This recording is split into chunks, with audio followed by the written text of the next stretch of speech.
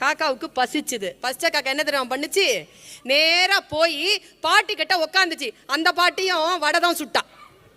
உக்காந்து அந்த பாட்டி கிட்ட, காக்கா பாட்டி எனக்கு பசிக்குது ஒரு வடை குடுன்னு கேட்டுச்சு. கதை எப்படி கொண்டு போறோம் பாருங்க. முதல்ல பசி, அப்புறமா அறிமுகம் செய்கிறான் நேர்மை.